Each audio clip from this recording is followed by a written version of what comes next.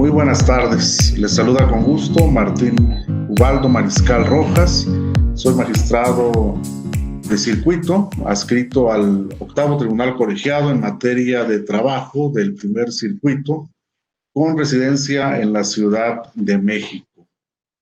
El día de hoy vamos a abordar, en esta y en ulteriores sesiones, lo atinente a la dogmática del derecho del trabajo. Es ante todo una propuesta de enfocar el análisis de las disposiciones del derecho del trabajo bajo la metodología de la dogmática jurídica. Hay que reconocerlo, es reivindicar también para la ciencia del derecho del trabajo esta metodología de estudio que nos permita sistematizar el conocimiento del derecho del trabajo, yendo a el análisis de esos, llamémosle así, esos dogmas jurídicos que subyacen en toda esta construcción dialéctica que es el derecho del trabajo. Entonces vamos a tratar de extraer esos principios, esos dogmas del contenido de las normas jurídicas que sabemos constituyen, le dan forma a lo que conocemos como el derecho del trabajo. Así nos apoyaremos en conocimientos de la metodología jurídica, de la argumentación jurídica, para efecto de ir desentrañando precisamente esos principios. Esta es una gran oportunidad que tenemos frente a nosotros, todos los que abrazamos el derecho del trabajo como nuestra disciplina de estudio. Y es una gran oportunidad el hecho de que estemos en vísperas del arranque de las funciones de los nuevos tribunales del trabajo.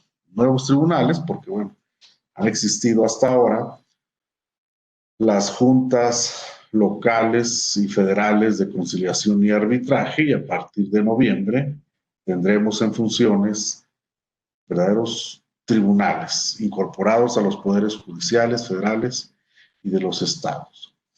De manera que podemos aprovechar este relanzamiento del derecho del trabajo en este nuevo sistema de justicia para también irle dando un nuevo enfoque al estudio de las disposiciones sustantivas del derecho del trabajo. Ya hablamos de dogmática en otras áreas del derecho y, como lo anticipaba, sí, estamos reivindicando también para nosotros en el área del derecho del trabajo la metodología de la dogmática para darle a nuestro estudio un enfoque sistémico. En esa medida, tenemos que reconocer algo fundamental.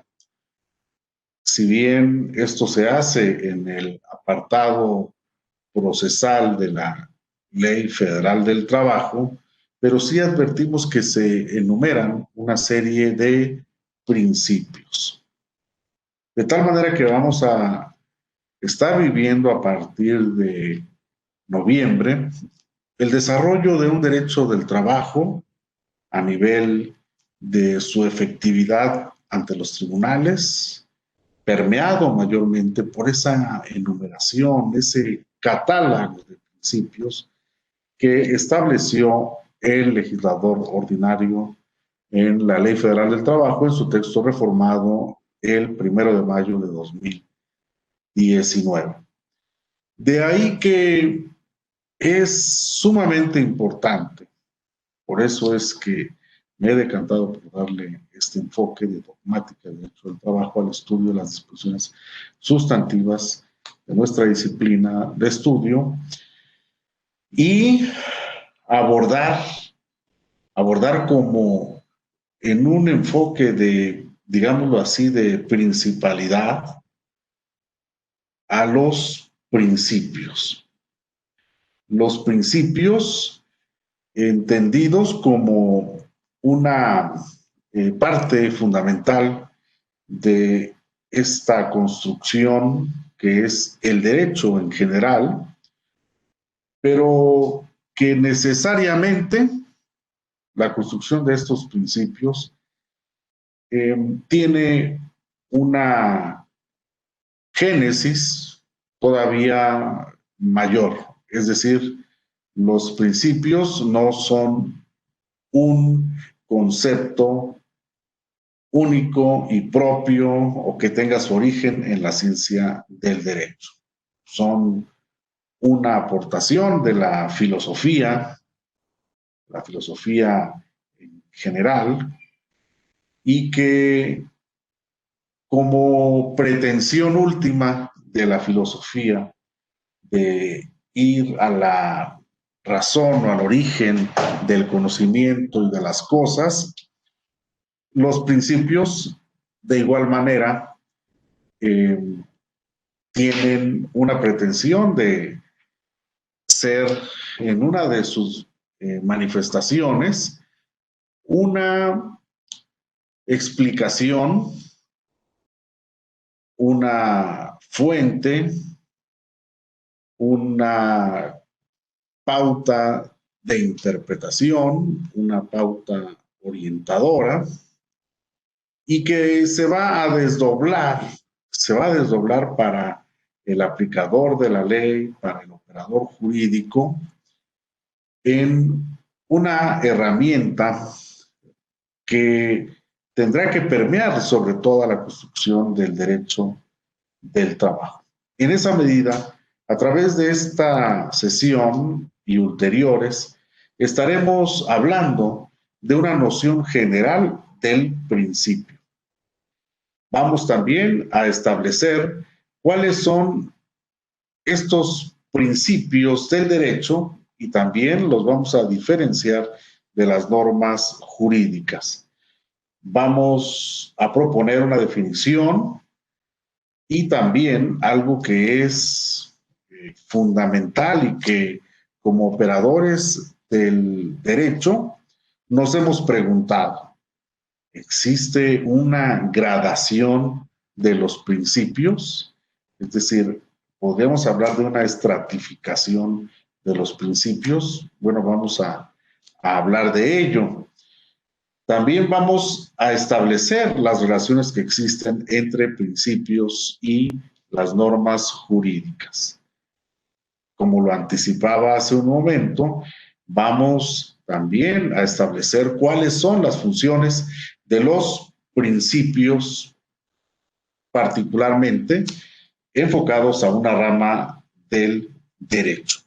También podríamos, y vamos a hacerlo así, analizar cuál es el origen de los principios del derecho y culminaríamos esta sesión o estas sesiones enfocadas a los principios con una clasificación de los principios particulares del derecho del trabajo, los que son propios del derecho del trabajo y los que pueden ser derivaciones de otros principios generales del derecho, o bien que derivan de principios que existen ya en otras ramas del derecho y que pueden ser desdoblados en su aplicación a los ámbitos del derecho del trabajo. En esta medida, tenemos que abordar un aspecto fundamental, una idea primaria en relación con los principios. Y en esa medida son entendidos como fuente, origen, razón o fundamento de las restantes normas e instituciones jurídicas que integran un ordenamiento.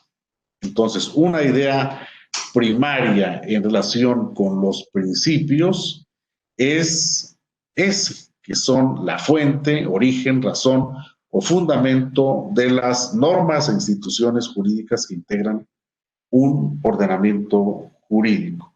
Entonces diríamos, sí, los principios suelen ser punto de partida para iniciar el estudio del derecho del trabajo. ¿Por qué? Bueno, pues precisamente por eso, porque ya lo dijimos, son fuente, origen, razón o fundamento, de tal manera que iniciar el estudio del derecho del trabajo partiendo precisamente de los principios nos va a hacer nos va a hacer un escenario donde todo lo demás que sobrevenga en relación con el conocimiento sobre el derecho del trabajo, lo vamos a ir estructurando alrededor del conocimiento de estos principios. De ahí la trascendencia de iniciar estas sesiones con el análisis de los principios, tanto en un contexto general como ya aterrizado hacia el terreno del derecho del trabajo. Entonces, tendríamos que ir desde los principios para ir descendiendo desde lo general, lo abstracto, lo universal, de los principios a lo particular de las normas jurídicas que desdoblan a esos principios. Podemos establecer un escenario en el que se ha dado este debate atinente a los principios y diríamos que las dos corrientes que se enfrentan en este contexto de la argumentación jurídica, de la filosofía del derecho, donde se enfrentan el positivismo versus el justnaturalismo, podríamos establecer que en el siglo XX tuvimos mayormente una prevalencia del positivismo. Esta situación pues pudo haberse fincado en esa teoría derivada de las obras de Hans Kelsen, en cuanto entendió al derecho como una construcción dogmática a manera de una pirámide donde se tenía que subir hasta el final para encontrar esa norma fundante de todas las normas, que sería la Constitución, y que todo tendría origen en esa norma, de tal manera que se sugería en este contexto el estudio de la norma fundante y se pretendía también ir identificando el pedigrí de cada norma, de tal manera que, diríamos, toda norma secundaria tendría, para efecto de demostrar su validez, irse identificando de qué norma habría provenido para establecer su validez. Sin embargo, esta posición en torno al positivismo ha venido modificándose y actualmente se puede hablar de un reposicionamiento del justnaturalismo. Hay enunciados que anuncian una crisis del positivismo en la medida en que se afirma que el derecho objetivo, el derecho legislado, no agota todo el derecho. Y esto es particularmente cierto en tratándose de los principios. ¿Por qué? Bueno, pues porque precisamente con los principios sucede algo muy particular. Aun cuando en nuestras legislaciones del siglo XX, si quieren, de la segunda mitad del siglo XX, o durante la segunda mitad del siglo XX, las legislaciones no solían establecer una enumeración de principios, lo cierto es que no por ello dejábamos de referir que en las leyes estaban intrínsecamente plasmados los principios. Eran una construcción subyacente, no literal, pero sí subyacente. De tal manera que, pues aquí venía a aplicarse esta expresión que acabamos de referir. El derecho objetivo no agota todo el derecho, y eso es particularmente cierto en relación con la existencia de los principios, en la medida en que aun cuando el legislador no los refiera, esos principios existen, subyacen. ¿Por qué? Porque le dan sustento a una construcción jurídica en particular. Y ahora en estas legislaciones de este siglo XXI en el que nos encontramos, vemos una proclividad del constituyente y del legislador secundario a establecer en las regulaciones normativas, en estos nuevos paquetes de leyes o de reformas, que con asiduidad, ya como una política legislativa, se están estableciendo los principios. Lo vemos en materia penal, en justicia para adolescentes, lo vemos en los juicios orales mercantiles y lo vemos ahora en los juicios laborales. Una enumeración o un catálogo de principios que van a regir la aplicación de las disposiciones del derecho del trabajo en este nuevo sistema de justicia. Entonces podemos afirmar que eventualmente nos encontramos en una época de oro de los principios.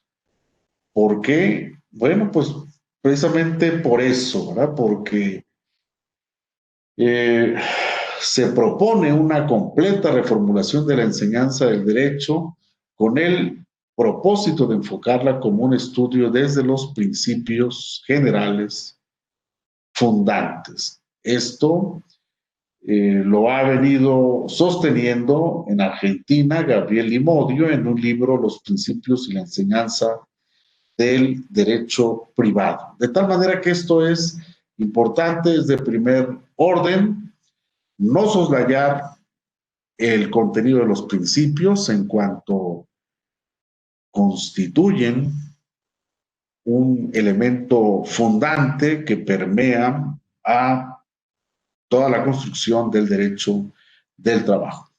Y en esa medida es lo que nos proponemos, ¿verdad? Proponemos entonces abordar el saber científico sobre el derecho a partir de los principios, lo cual implica hacer necesariamente teoría general del derecho, por cuanto los principios constituyen la instancia más universal y abstracta de todo el orden jurídico. De tal manera que, pues esto debe marcar un perfil, un derrotero para los futuros operadores del derecho del trabajo desde la óptica del sistema judicial. Entonces, hay que establecer la importancia de los principios. ¿Cuál sería una primera definición, una primera aproximación al concepto de los principios? No buscándola en el derecho, en la ciencia del derecho, no. Vayamos a la fuente que nos da la filosofía, al saber que nos aportaron los grandes pensadores de la humanidad en sus distintas vertientes. Podemos identificar lo que decía Cicerón, quien enseñaba que cualquier discurso que se emprenda razonadamente debe comenzar por la definición de aquello que se trata para que se tenga una idea clara de la materia sobre la que se va a hablar. Entonces, como un presupuesto de esta charla, tendríamos que decir, bueno, vamos a ver qué es un principio, y en esa medida encontramos una definición de Aristóteles sobre el contenido de los principios. Y el filósofo de esta gira nos dice que principio es aquello de lo cual algo procede en el orden del ser, del hacerse o del conocer. En esa medida, lo que vemos que campea en esta definición es el origen de algo. Principio como origen de algo específico. Entonces, esta definición comprende algunas orientaciones concretas del contenido de esta palabra. Y una de ellas sería la de procedencia. Principio como una nota de procedencia. Y en esa medida implica que es el origen, la raíz de la que algo nace, un punto de partida, un hecho, un evento que marca el inicio o la base de algo. En esa medida, en estas ideas, en estas acepciones de la palabra principio como nota de procedencia, advertimos una relación de producción o de causación entre aquello que es principio y lo que es producido o procede del principio. Entonces, una primera nota de la palabra principio es esa que lo asume como procedencia, como apto para establecer una relación de procedencia entre aquello que es principio y lo que es producido.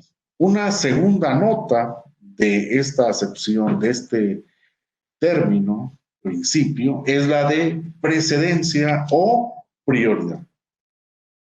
En un primer momento hablamos de procedencia. Ahora hablamos del principio como nota de precedencia o prioridad. Y aquí diríamos, esta nota de precedencia o prioridad nos lleva también a la idea de una principalidad, de tal manera que lo constitutivo del principio es que está antes que otra situación. Esto es, se genera una relación de precedencia, de tal manera que todo principio presupone, por tanto, que algo le sigue y que no precede algo en relación con el principio. Así, la noción de principio connota la idea de cierta prioridad, no tan solo en el orden cronológico. ¿Por qué? Porque diríamos, el principio en la mayor parte de los casos es anterior en el tiempo, en un comienzo, ¿verdad? Lo principiado o aquello que está después del principio es necesariamente posterior. Entonces, en esta nota del principio como un factor que establece una noción de precedencia, de prioridad, de principalidad, diríamos que hay una relación en el orden ontológico o real, además de esa relación cronológica. También diríamos que hay una noción en el orden ontológico o real, en tanto el principio es causa de lo principial. Entonces, No solo hay una relación de principalidad o de precedencia en función del orden cronológico, sino además del orden ontológico. ¿Por qué? Bueno, pues porque el principio tiene supremacía desde la perspectiva de su importancia o valor, lo cual también remite a la idea de principalidad por oposición a un criterio de secundariedad o de accesoriedad. Entonces, la relación de precedencia en esta nota del principio atiende no solo a un carácter cronológico en cuanto a que el principio es antes de lo que viene después, sino además es de carácter ontológico en cuanto se establece una concepción, una idea de principalidad, como ya lo decíamos. Principalidad, y porque además tiene supremacía desde la perspectiva de su importancia o valor. Entonces, estas nociones generales del principio como origen o causa de algo en la perspectiva aristotélica suele desdoblarse en dos notas. Una que establece una relación de procedencia y otra que establece una relación de precedencia en relación con lo que viene después, y no solo en el contexto cronológico, sino también en el contexto ontológico, en cuanto el principio tiene una relación de supremacía desde la óptica de su importancia o valor. Entonces aquí ya tenemos una idea general de lo que es un principio desde la óptica aristotélica, y también dos notas que distinguen a este concepto fundamental del conocimiento. Entre los conocimientos que debemos abordar en esta charla, tendríamos que señalar ya de manera particular a los principios del derecho y su diferenciación con las normas jurídicas.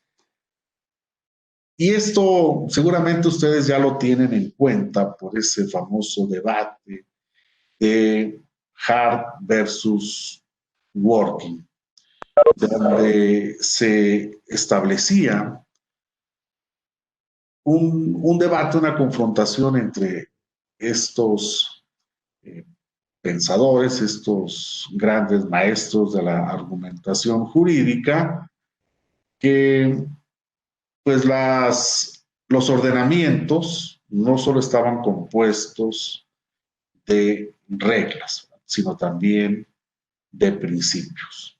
De ahí que esto haya sido, como lo decíamos, un debate entre el maestro y el alumno. En cuanto a que Hart, pues, evidentemente en su momento había omitido señalar a los principios como una parte fundamental del contenido de los ordenamientos jurídicos, y ese fue un aspecto destacado por Dworkin a manera de un debate que duró varios años.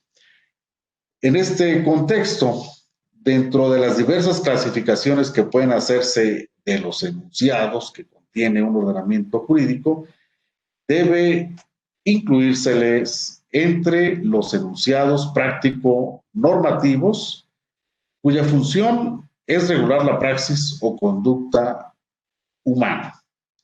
Enunciados que expresan una regla y medida racional del comportamiento con carácter imperativo. Ahora, los enunciados práctico-normativos, a su vez, pueden ser clasificados en dos especies: principios y normas.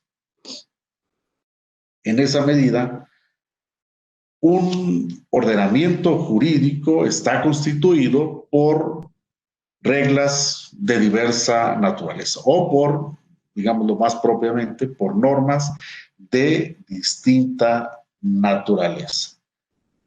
Pero tienen en común que son enunciados prácticos y que conforman un sistema o un conjunto ordenado de enunciados prácticos.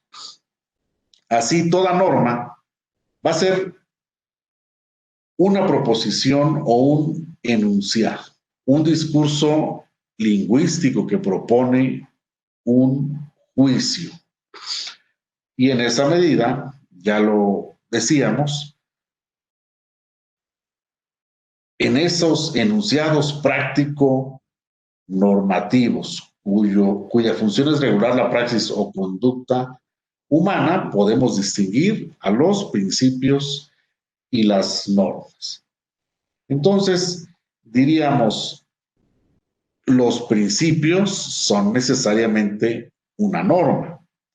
Sin embargo, hay que distinguirlas de las normas particulares o positivas. Así entonces, podemos puntualizar, ¿verdad?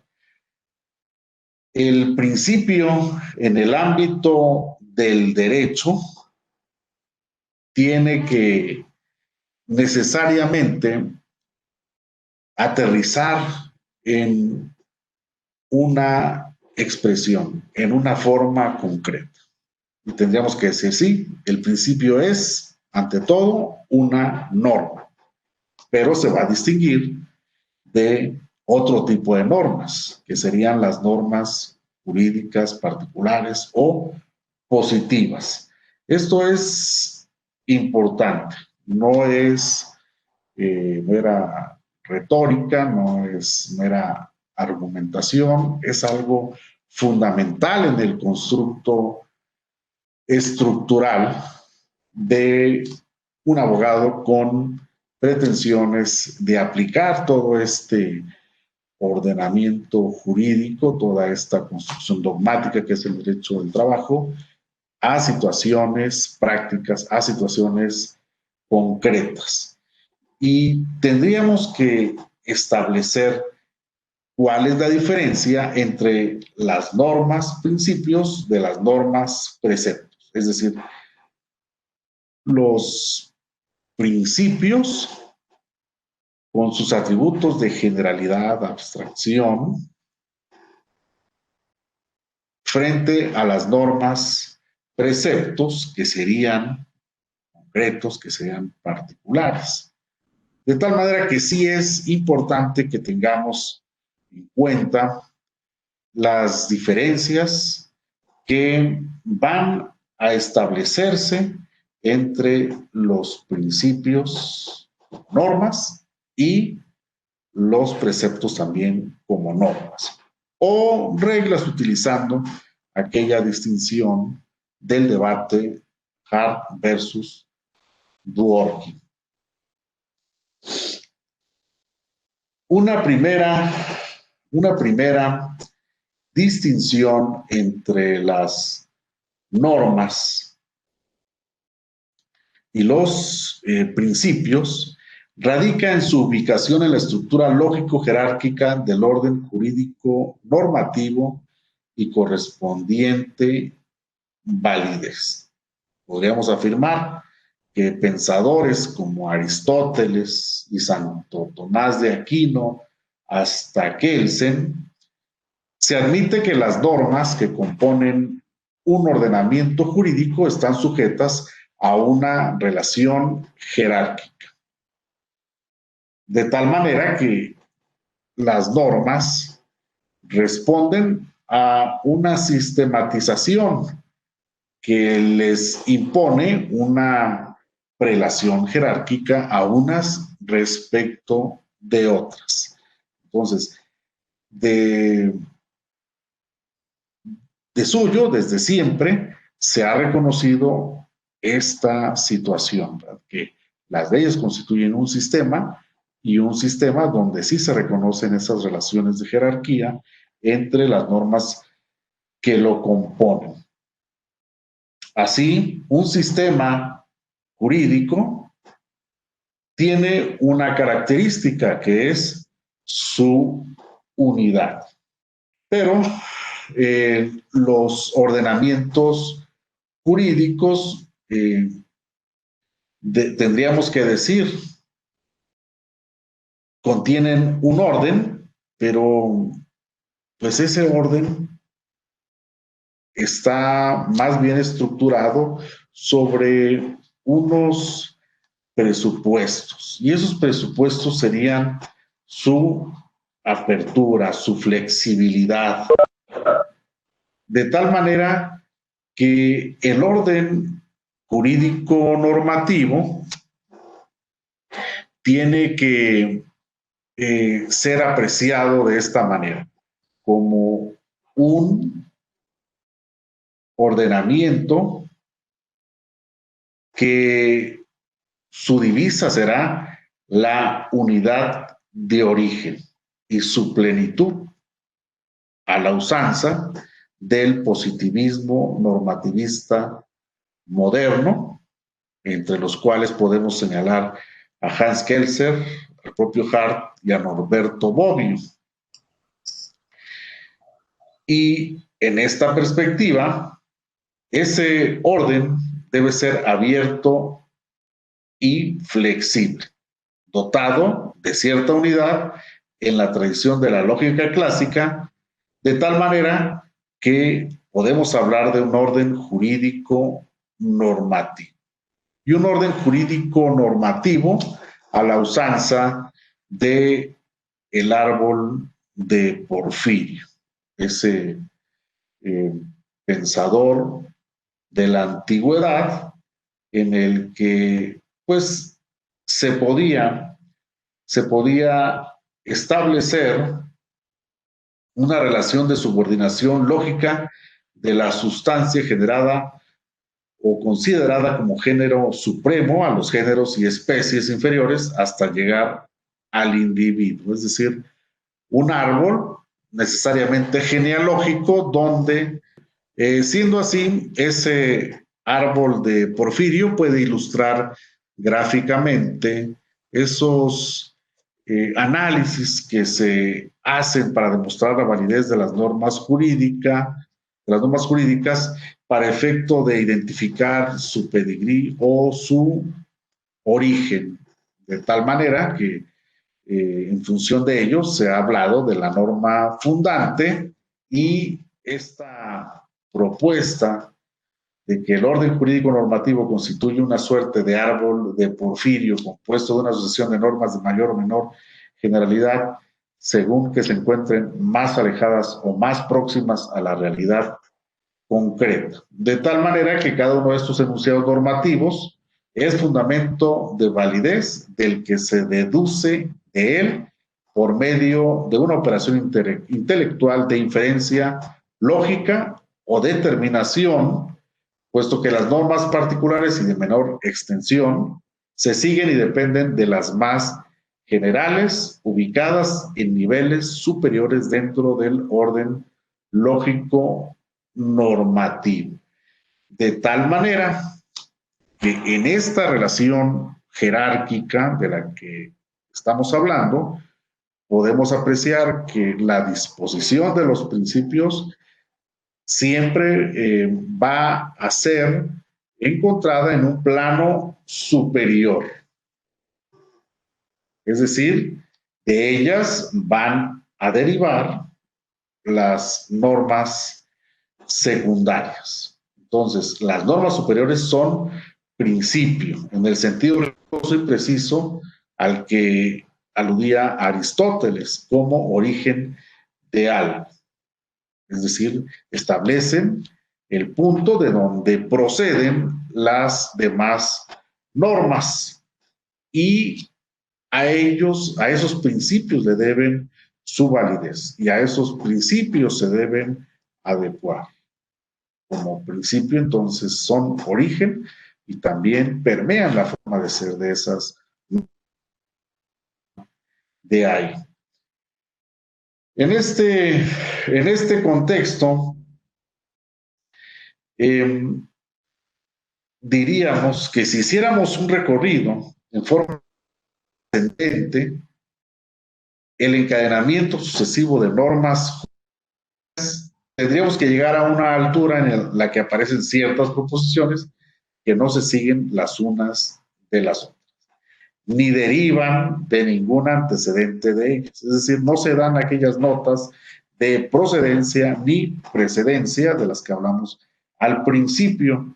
Por lo tanto, su validez no depende de que se actualicen esas situaciones. Estos son enunciados normativos que tienen validez intrínseca. La validez, entonces, de estos principios depende de su propio contenido material y no de otras reglas o principios que se encuentren por encima de ellos. Entonces, es propiamente toda proporción guardada un aspecto que encierra un dogma, pero desde el contexto del derecho. Asumimos que existen enunciados que son intrínsecamente válidos, que son abstractos, que son generales, que son universales y que valen per se. Es decir, no hay que buscar la norma fundante ni la relación de pedigrí en relación con esas normas. ¿Por qué? Porque son propiamente un derecho inmanente. Entonces, estos son los principios en el sentido más radical de la palabra. Son principios primarios o primeros principios. Para Aristóteles son principios generalísimos, indemostrables, comunes, se dice a varias, quizás a todas las ciencias, los cuales pueden ser conocidos por todos y máximamente universales, que podríamos también llamarlos axiomas. Tenemos la referencia de Santo Tomás de Aquino, quien traduce el término axioma por dignidades, porque son los conocimientos más dignos o valiosos, y entonces son proposiciones de evidencia inmediata, cuya verdad se conoce por sí. Entonces, no hay necesidad de demostrar la validez, la existencia de un principio, porque es precisamente intrínsecamente válido. No hay que buscarle su norma fundante, no hay que ir en el transcurso de la pirámide kelseniana para ir a buscar la validez del principio. La validez del principio está ya asumida por la construcción del conocimiento mismo, sea este conocimiento en general o bien particularizado en el ámbito del derecho.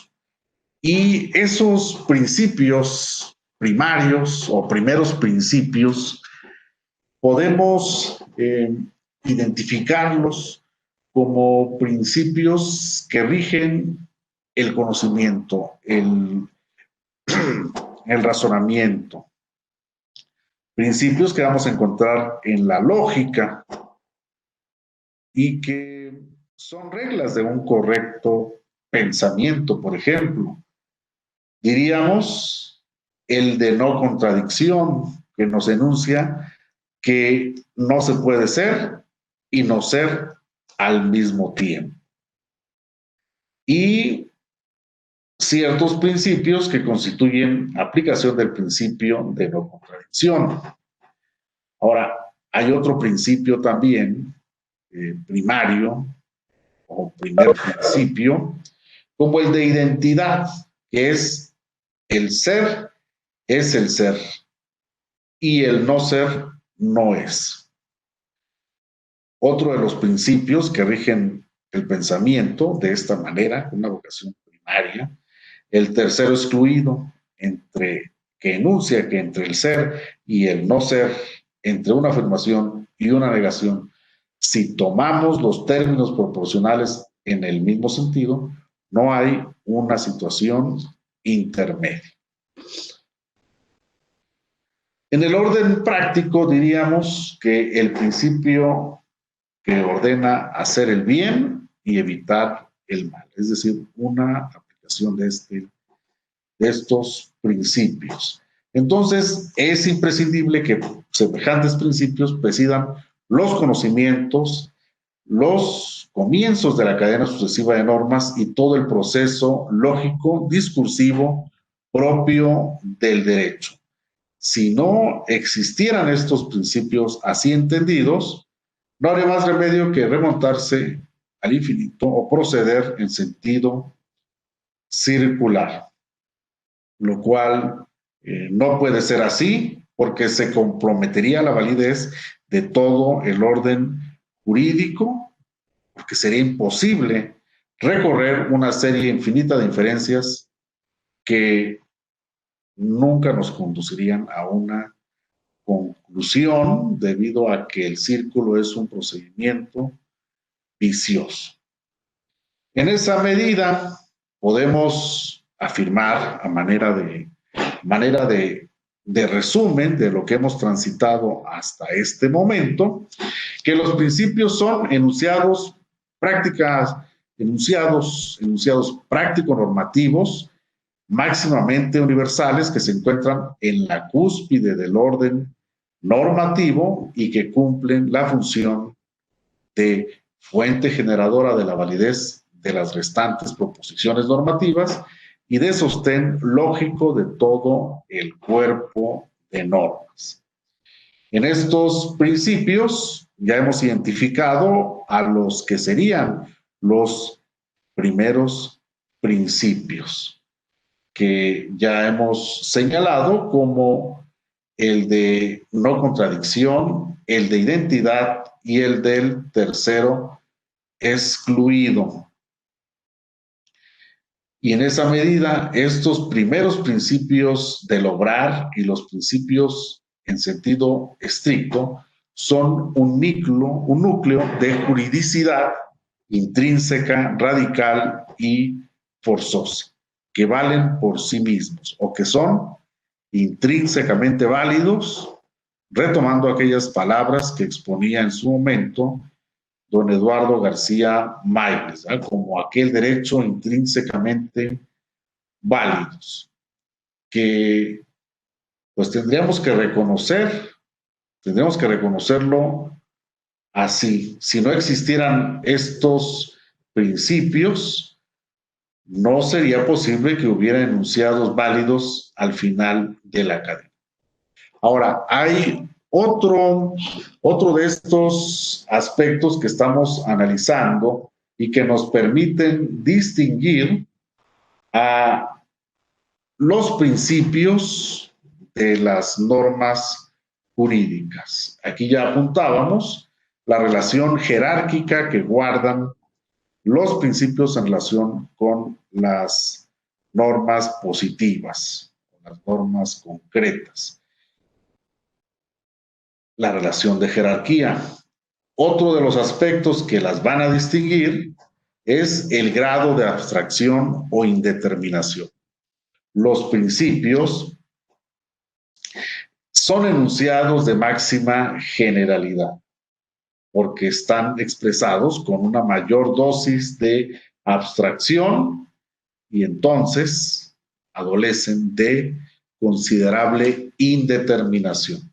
Son proposiciones universales y abstractas en el contexto de un orden jurídico normativo. Por virtud de su amplitud y extensión, comprenden y abarcan todo el resto de las proposiciones normativas como principios secundarios o derivados, principios particulares de las ramas del derecho y normas jurídicas positivas subordinadas a ello. Es cierto que pueden contener exigencias de conducta. Sin embargo, el principio, dada su vocación, no va a contener en sí mismo una consecuencia para el caso de no ser respetada esa disposición.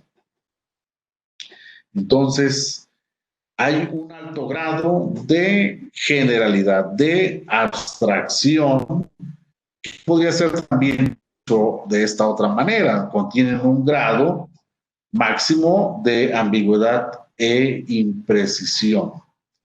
Podríamos también hacer una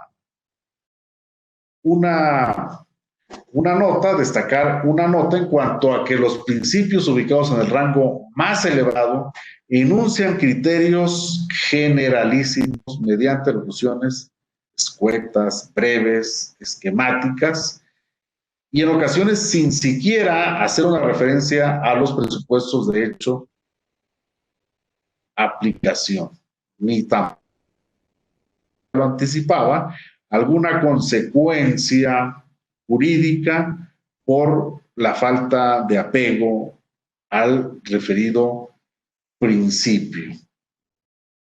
Y en esta medida podríamos destacar el caso del principio protectorio en materia del derecho del trabajo. Una de sus formulaciones nos dice que el trabajador es sujeto de preferente tutela, pero no refiere mayor situación esta expresión, es decir, no establece de manera precisa la forma que deberá implementarse esa protección preferente al trabajador, ni tampoco indica las consecuencias para el sujeto que desatienda esta directriz fundamental del derecho del trabajo. ¿Por qué? Porque no es esa la vocación dogmática de la enunciación del principio. Esto es, como lo vamos a analizar enseguida, la función del principio es establecer una directriz interpretativa, una directriz orientadora, una directriz integradora de las normas que se derivan de esos principios sobre las que se proyecta esa virtud de los principios, que es permear sobre las normas que se encuentran en una posición inferior en esa relación jerárquica que tienen los principios con las demás normas que integran un ordenamiento jurídico. En esa medida, entonces, vemos el grado de abstracción de los principios, grado de abstracción e indeterminación de los principios.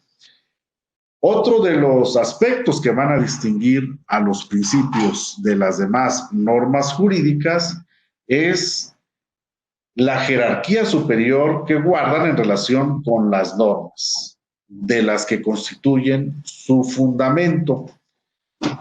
En esa medida se afirma que las normas se subordinan a los principios y reciben de estos su legitimidad y su validez.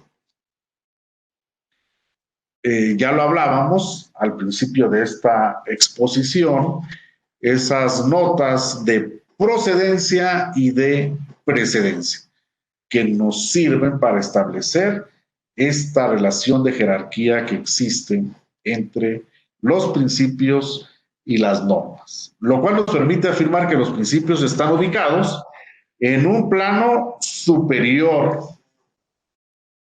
que están en la cúspide de la pirámide jurídica, por así referirlo, y si bien diríamos tanto principios como normas particulares están en el mismo ordenamiento jurídico, lo cierto es que los principios van a tener el carácter de normas fundamentales. De tal manera que es en esa relación de procedencia en que se funda una de las acepciones del principio como normas fundamentales, como normas que sirven de fundamento en el que se asientan y apoyan los restantes, incluso principios secundarios o normas particulares. Hay una cadena de fundamentación jurídica, entonces, que comienza Pues precisamente con los principios, por esa relación de procedencia e incluso de precedencia. ¿Por qué? Bueno, pues precisamente porque en esa acepción aristotélica del principio, decíamos, es el punto de donde algo procede, de tal manera que se establece, por virtud de este atributo de los principios, la génesis de las restantes normas jurídicas. Así, cuando los principios son positivizados, se les suele colocar en los textos legales de mayor jerarquía. Ejemplo, en las constituciones, en lo que hemos conocido como la parte dogmática de las constituciones. Entonces, es claro que las normas jurídicas se ubican en las gradas inferiores de la estructura lógico-jurídica y, por tanto, van a estar subordinadas a los principios. Van a recibir de ellos, entonces, su legitimación. Los principios van a ser, entonces, su fuente de validez. Van a ser, entonces, su justificación racional y, entonces, tendríamos que afirmarlo también. Las normas que derivan de los principios no deben contradecirlos. ¿Por qué? Bueno, porque deben reconocer ese linaje de las normas jurídicas. No deben desconocerlo. Deben ser congruentes con los postulados abstractos, universales, impersonales, que son los principios. Entonces, hay una expresión de Joseph Esser que afirma que todos los principios tienden a la formación de un sistema y a un esquema de jerarquización lógica. Por tanto, se interpretan estas expresiones, esta visión, en el sentido de que los principios constituyen derecho concentrado, de notoria fecundidad para sucesivos desdoblamientos, en cuanto son, y aquí hay que escuchar esto, ¿no? Normas de normas o leyes de leyes, de tal manera que las normas que en relación con los principios tienen una relación de procedencia y de precedencia, no solo cronológica, sino también ontológica, deben seguir esos ideales que ponderan los principios y que permean una construcción legislativa. Hay principios menos generales que podríamos llamarles sectoriales. Y estos principios menos generales o sectoriales van a ser aquellos que rijan una rama específica del derecho. Puede haber también preceptos y normas jurídicas positivas que tendrán su fuente más próxima o más remotas en los principios generales y supremos del derecho. Entonces, en este punto hemos analizado, hemos distinguido a los principios de las normas jurídicas en función de su relación jerárquica y que imponen entonces que esas normas diferentes de los principios reconozcan en ellos su fuente de legitimidad y de validez. Otro de los aspectos en esta relación que debemos destacar es la identificación de los principios. Está sucediendo algo a nivel del derecho objetivo en nuestro país con motivo de la reforma que se publicó el 1 de mayo de 2019 a la Ley Federal del Trabajo. donde en esa enumeración que hace el legislador no se incluye el principio de contradicción. Y entonces diríamos, por esa actitud deliberada o inconsciente del legislador de no incluir el principio de contradicción, diríamos, el principio de contradicción está proscrito en el derecho procesal del trabajo. Es precisamente este el tema que se aborda a través de el aspecto que vamos a tratar en este momento, que es el tema de la identificación de los principios en los ordenamientos jurídicos. Y precisamente lo que se expone a través de este apartado es que los principios no necesariamente estarían plasmados en los ordenamientos jurídicos, como así sucedía en nuestro país en las codificaciones de la segunda mitad del siglo XX, donde hablábamos de los principios como un contenido subyacente de las codificaciones y no porque estuvieran literalmente plasmados por el legislador. De tal manera que el principio vale intrínsecamente. De manera subyacente, si ustedes quieren, cuando el legislador no lo contempla en el texto literal de la norma. Esto es, y permítanme la expresión coloquial, pues esto es algo como retomar aquella expresión de Pedro Infante en una ocasión de una de sus películas, donde decía, el ave canta aunque la rama cruja. Y aquí diríamos,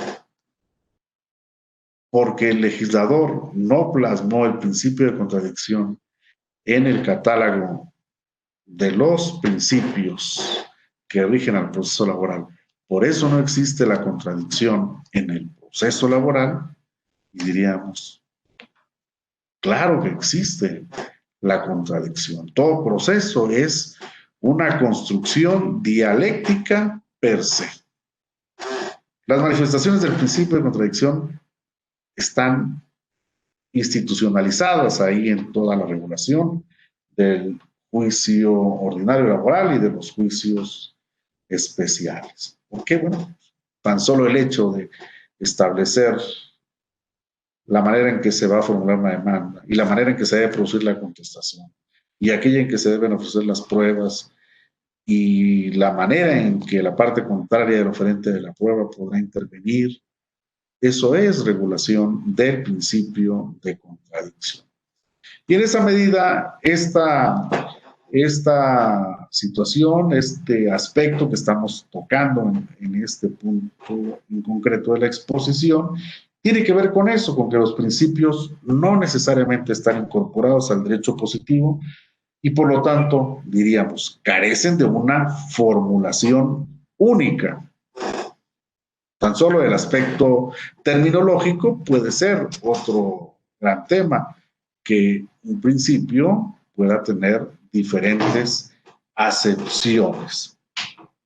De tal manera que un principio puede o no haber sido consagrado oficialmente por el legislador en una norma jurídica positiva y no por eso va a dejar de existir.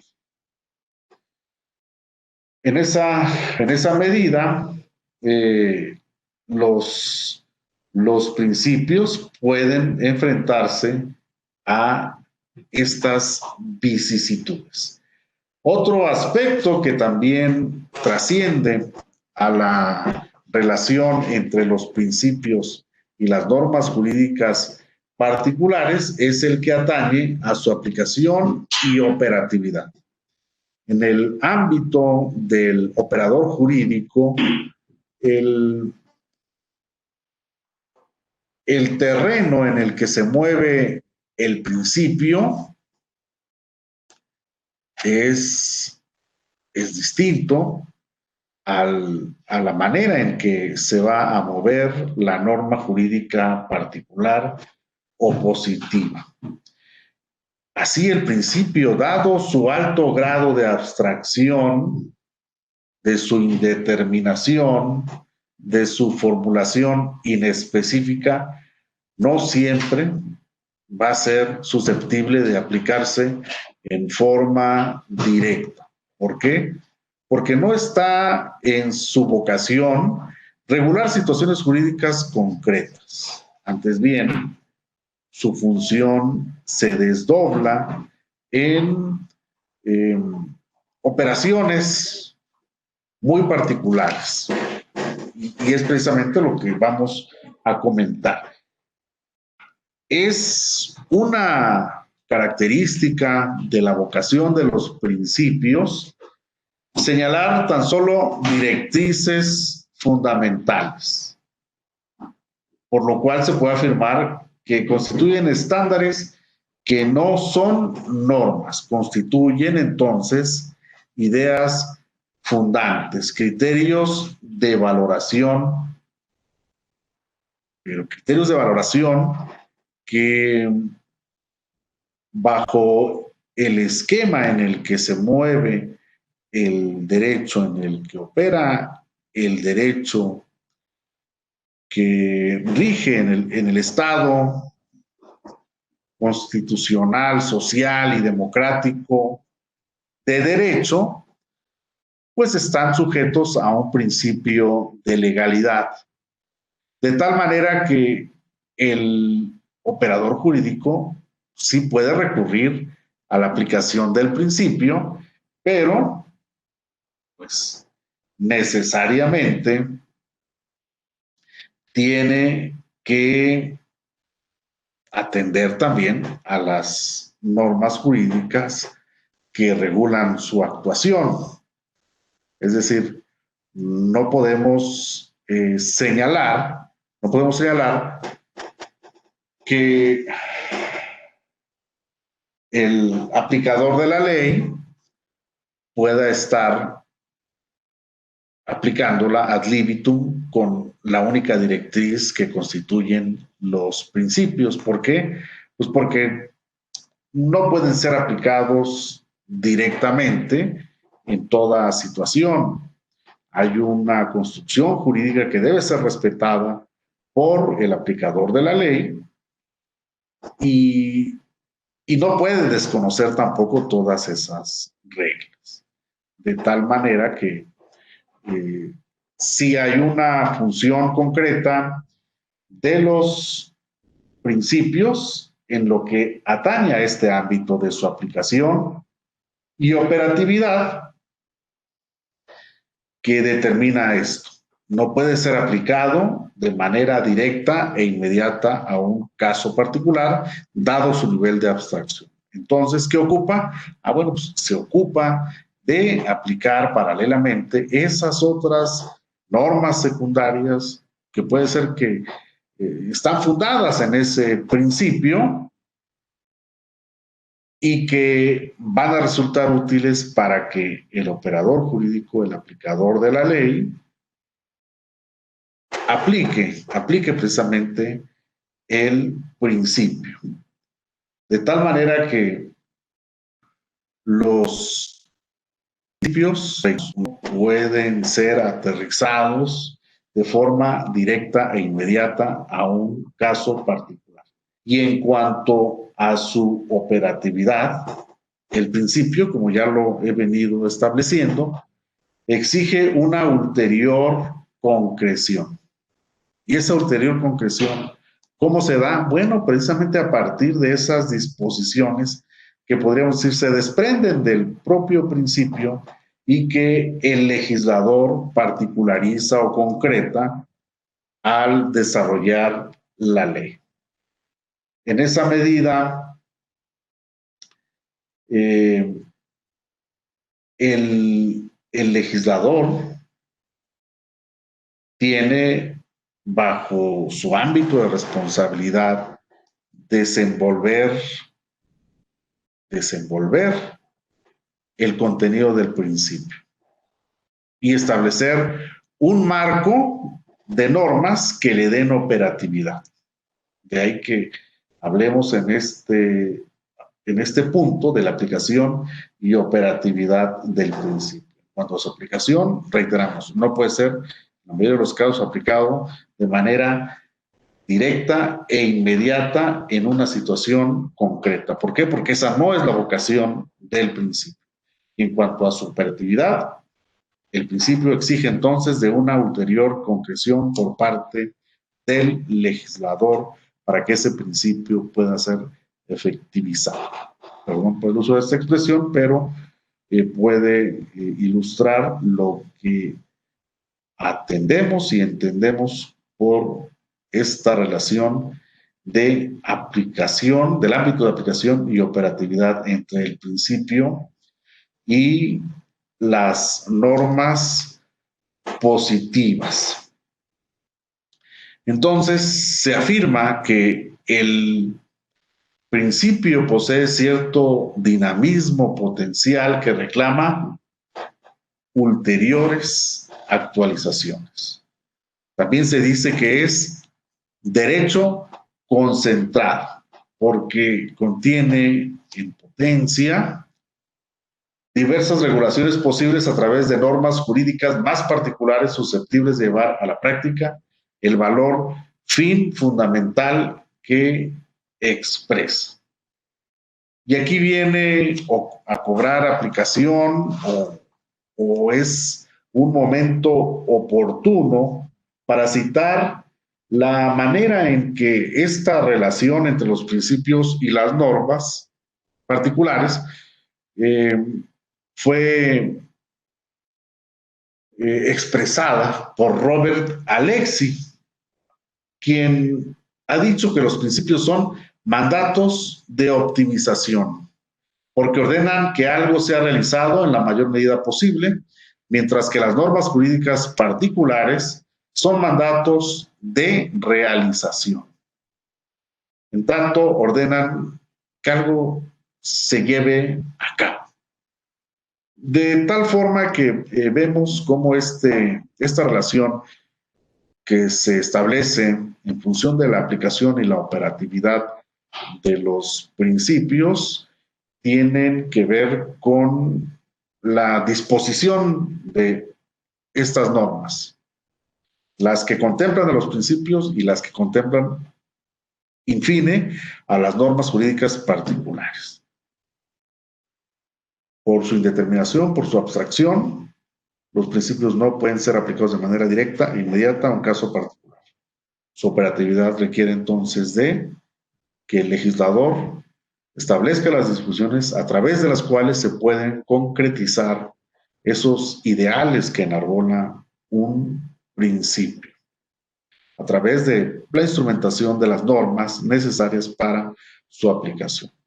Y en el contexto de esta relación de la que estamos hablando, surge la opinión de Robert Alexy, quien denomina a los principios como mandatos de optimización y a las normas particulares como mandatos de realización. También en esta misma vertiente debemos destacar la relación entre principios y normas jurídicas particulares que se da en función de su origen y nacimiento. Y de esto ya lo venía anticipando. Las normas pueden ser sometidas a un estudio de pedigrí o de origen, el test del origen o pedigrí, para ir individualizando la manera en que surge una norma jurídica. Y esto, diríamos, condiciona su legitimidad y su validez. Este proceso de identificación o de verificación de la producción de la norma es relevante desde la perspectiva de la validez del procedimiento a través del cual se formó, ello a la usanza de Kelsen o de Hart, nos permite determinar la validez de la norma en función de su apego al proceso de creación de las normas, en función de lo que se estableció en la Constitución o en la norma que determina el origen de esas normas.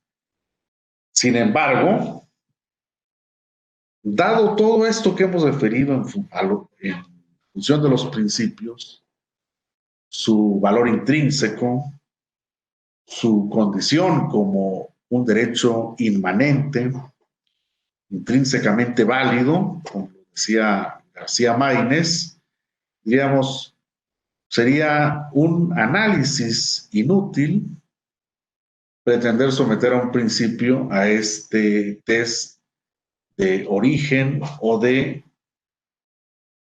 pedigrí. ¿Por qué?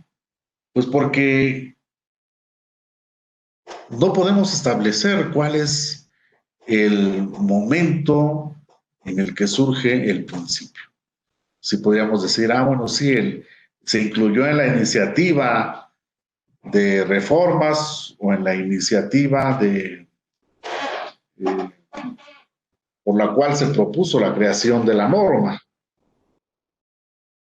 Pero ahí surgió el principio.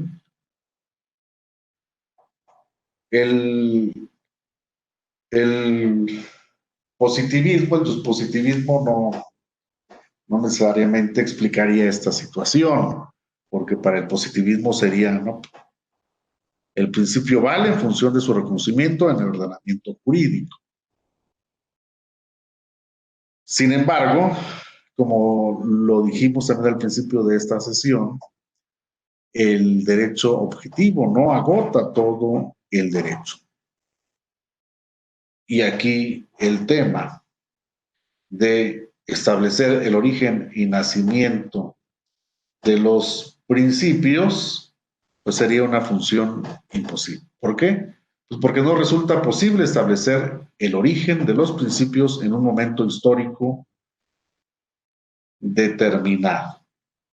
Habría un ejemplo, podemos traer del derecho privado, que es el principio del signalama o reciprocidad de las prestaciones en la contratación privada. Esto es que las prestaciones deben ser recíprocas entre las partes y esa es un principio y diríamos una condición de validez de los contratos. Si no hubiera esta relación de reciprocidad en las prestaciones, pues evidentemente estaríamos hablando de un contrato nulo, pero diríamos, ese principio nació cuando el legislador redactó el Código Civil. Ahí nació el principio. Bueno, para el positivismo diríamos, pues sí, pero todos sabríamos que ese principio no fue creado por el legislador, porque su concepción, su origen viene de más allá. Es una pretensión, es un ideal de carácter abstracto en la contratación privada, la reciprocidad de las prestaciones. Si el legislador no lo enumerara como un principio de los contratos, como fuente de las obligaciones, no por eso se estaría dando pie a que dijéramos no existe el principio de reciprocidad de las prestaciones. ¿Por qué? Porque eso sería un antijurídico del tamaño del mundo. Bueno, una definición de los principios que nos es dada por un autor argentino que realmente está sirviendo de pauta para esta charla. Su nombre Su nombre es Julio E. Lalani. Y este concepto, esta definición, la postula en un artículo publicado en Revista de Derecho, UCU. El artículo se denomina Los principios del derecho del trabajo, en julio de 2015. Y es una elaboración bastante útil para para los efectos de este curso eh, que estamos iniciando, ¿no? De estas sesiones sobre dogmática del derecho del trabajo, y en este recorrido pues es fundamental hablar de los principios. De tal manera que los principios son identificados como las proposiciones práctico-normativas máximamente universales que expresan criterios de conducta en forma sintética, indeterminada y abstracta, y que en virtud de encontrarse en los niveles superiores de la estructura jurídico-normativa, operan como fundamento, explicación e instancia de unificación de todas las demás normas e instituciones del orden jurídico que se les subordinan y consecuentemente gobiernan la aplicación práctica de unas y otras. Entonces vemos en este esbozo de una definición de los principios, esas notas desde la definición aristotélica como el origen de algo, la relación de procedencia y de precedencia. Esas diferencias con las normas jurídicas particulares que atañen a su grado de abstracción, que atienden a su aplicación y a su operatividad, a su relación jerárquica, a su identificación, de tal manera que todo ello lo vemos plasmado mayormente en esta definición, la cual puede ser útil en la intelección del tema. Ahora, hay algo que siempre nos hace preguntarnos, que siempre nos inquieta. Podríamos decir, ¿hay niveles entre los principios jurídicos? ¿Todos son de la misma entidad? ¿Podemos establecer una relación de prelación entre unos y otros? En concreto, ¿hay una gradación de los principios? Pues parece que sí puede haber una estratificación, un escalón, un escalafón jerárquico de los principios, partiendo de esos que ya mencionamos como principios primarios o primeros principios, hasta llegar a los principios particulares del derecho del trabajo. En esa medida podemos enumerar que hay en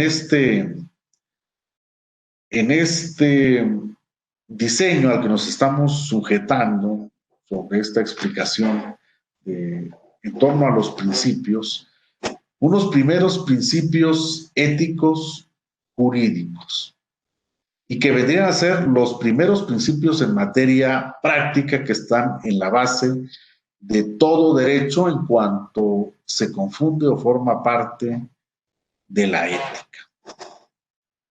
Es decir, el derecho en sí mismo es la manifestación de un sinnúmero de reglas que acaso han nacido primero en otros órdenes y que esta construcción objetiva del derecho como un producto societario, un producto emanado de ese contrato social, si seguimos a Rousseau, se ha definido por esa sociedad, por ese conglomerado, como las reglas objetivas que deben regir la vida en sociedad, la conducta externa de los hombres en sociedad. De tal manera que esa,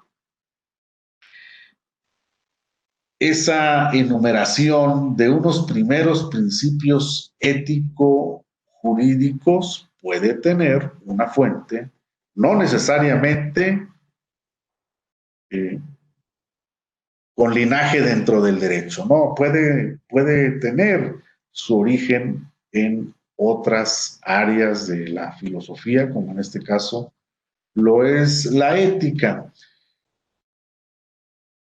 Entonces, estos primeros principios éticos, jurídicos, tienen que ver con algunas reglas que mayormente son reconocidas en la civilización occidental.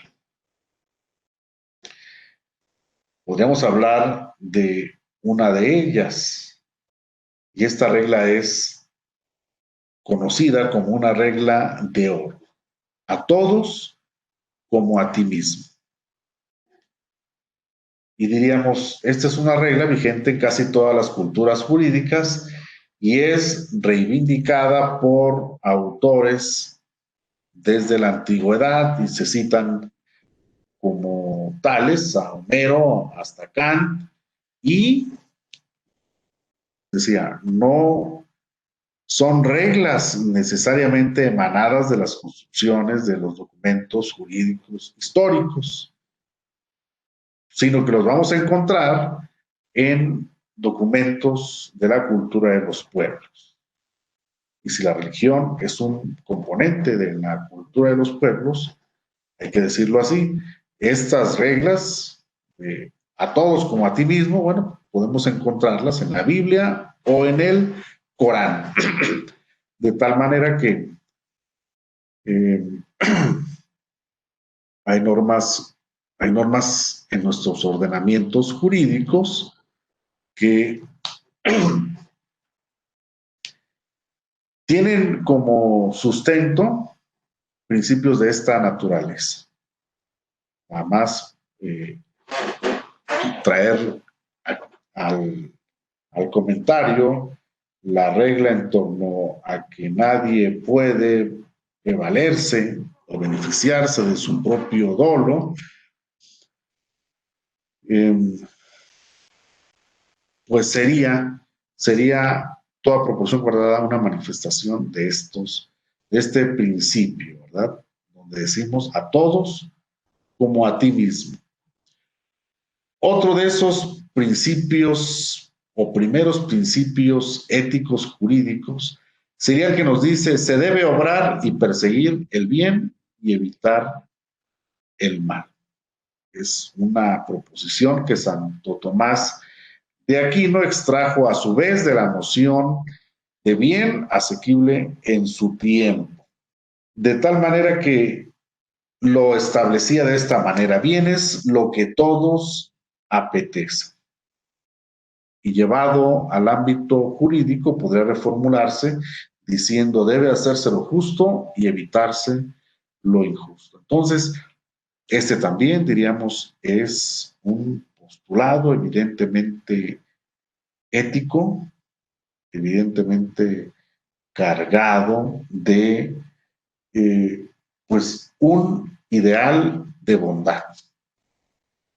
Otro de esos primeros principios ético-jurídicos es lo que nos dicen aquellos tres principios fundamentales del derecho atribuidos a Ulpiano y que conocemos como el no dañar a nadie, dar a cada quien lo suyo y vivir honestamente. Estos sí son principios que le atribuimos a un jurisconsulto del derecho romano y que, pues, podríamos también decir Son reglas que coinciden o bien se encuentran implícitas en las reglas antes mencionadas, ¿verdad? Donde dijimos a todos como a ti mismo y bienes lo que todos apetecen o debe hacerse lo justo y evitarse lo injusto.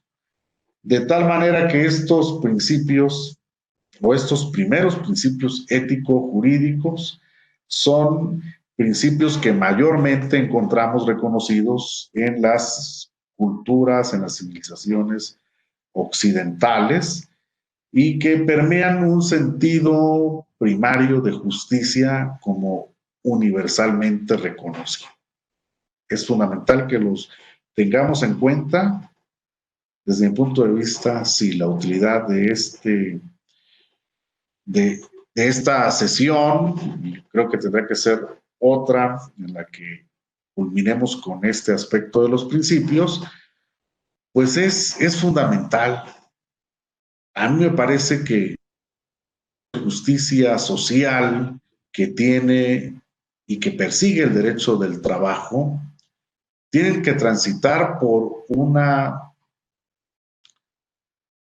estructura dogmática, una estructura lógica, una estructura filosófica que transite de manera primaria por el conocimiento de los principios como un elemento fundamental de la dogmática del derecho del trabajo y que van a ser un presupuesto del aplicador de la ley en este nuevo sistema de justicia laboral. Es decir, tendría que estar antepuesto el contenido de los principios como presupuesto de la formación de un operador de este nuevo derecho procesal del trabajo. Entonces, estos primeros principios ético-jurídicos se consideran así primeros porque no pueden ser demostrados recurriendo a reglas o principios aún más generales. No deriva su validez de ninguna proposición anterior o previa, más universal o más general. Son válidos intrínsecamente por esto, la verdad evidentísima que sustenta. Entonces son el fundamento último de todo y cualquier legislación de este constructo que es el derecho. Ahora bien, a partir de estos principios ético-naturales, podríamos desenvolver o pasar a otro estrato e identificar principios universales de justicia, imprescindibles para que reine el orden y la paz, así como la seguridad en la convivencia humana. Hay unos principios, los vamos a enumerar, con eso acabaríamos esta sesión, y podemos hablar de un principio de justicia legal que obliga a todos los miembros de una comunidad a hacer lo necesario para la realización de ¿qué? Del bien común. Del bien común. De tal manera que este principio de justicia legal no excluye la posibilidad de hacer el bien particular para cada quien, pero en la búsqueda de ese bien particular para cada quien va inmersa la noción de bien común, es decir, alguien hace el bien para sí, pero en ese afán, en ese cometido, obviamente estará haciendo una aportación para conseguir el bien común. ¿De qué manera? Bueno, pues no dañando a otros, haciendo para ti como para los demás. De tal manera que esto sería un principio de justicia legal. Otro principio, otro de esos principios sería el de la justicia distributiva. Es el ideal de justicia aristotélico que aterriza en, en un principio de igualdad y que hemos mayormente entendido o asimilado con aquellas fórmulas de igual para los iguales y desigual para los desiguales. No hay entonces que no hay que tratar igual a desiguales que desigual a igual. A iguales con iguales y desigual con desiguales. Nos dice Aristóteles que es tan injusto tratar en forma desigual a los iguales como tratar del mismo modo a los desiguales. Esto es también un principio de justicia que mayormente es aceptado por los ordenamientos jurídicos que es aplicado por los tribunales cuando tienen que analizar, eh, por ejemplo, los principios de igualdad tributaria, por ejemplo, de tal manera que esto es importante, un principio de justicia distributiva en el sentido aristotélico. Obviamente que pues ya vemos cómo se han tenido que desdoblar todos los esfuerzos argumentativos para ir más allá con estos ideales de justicia y que tienen, eh, tienen representaciones gráficas a través de pues todas estas campañas que se hacen a nivel masivo para ilustrar de qué manera se respetan estos principios de igualdad. Y bueno, esperemos que en una sesión ulterior haya oportunidad de comentar ese aspecto particular. Hay un principio de justicia correctiva o conmutativa. Y lo que postula es el principio de reciprocidad en los cambios o reciprocidad de las prestaciones o el carácter sinalagmático de los actos en la contratación.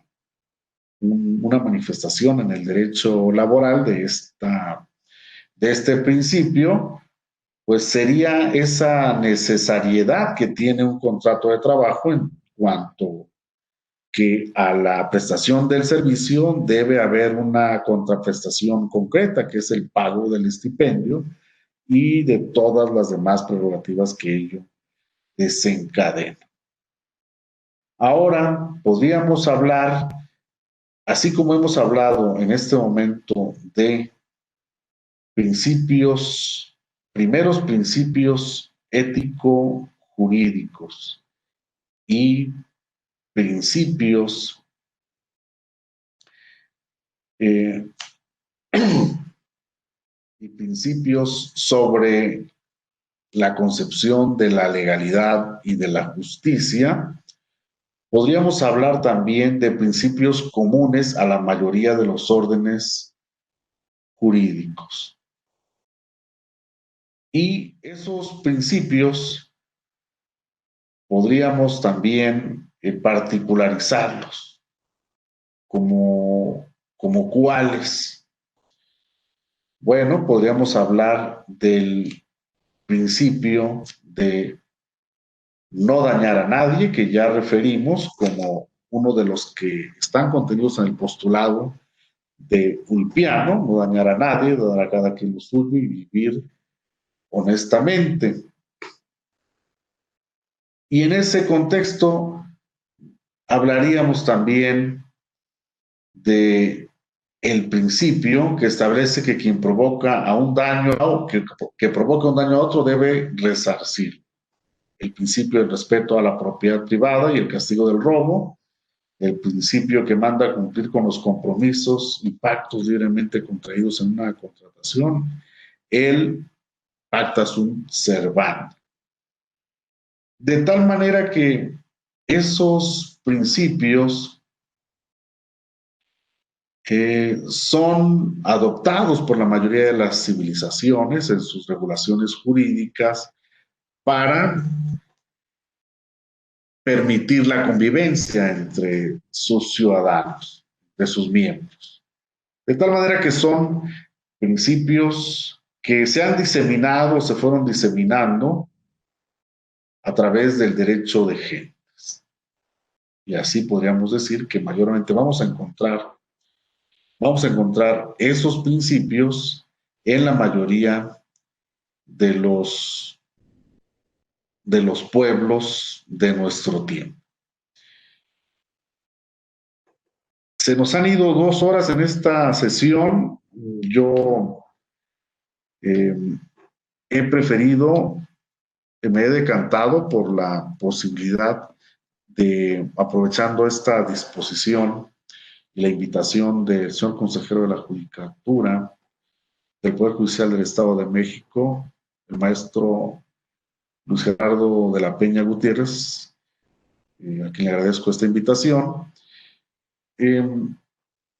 tener otra o esperemos que unas 2 sesiones más por lo menos, para que abordemos con amplitud estos aspectos que desde mi punto de vista son fundamentales. Sí, podríamos decir el contenido de estas charlas colinda con los temas de argumentación jurídica, habría que reconocer, sí, efectivamente.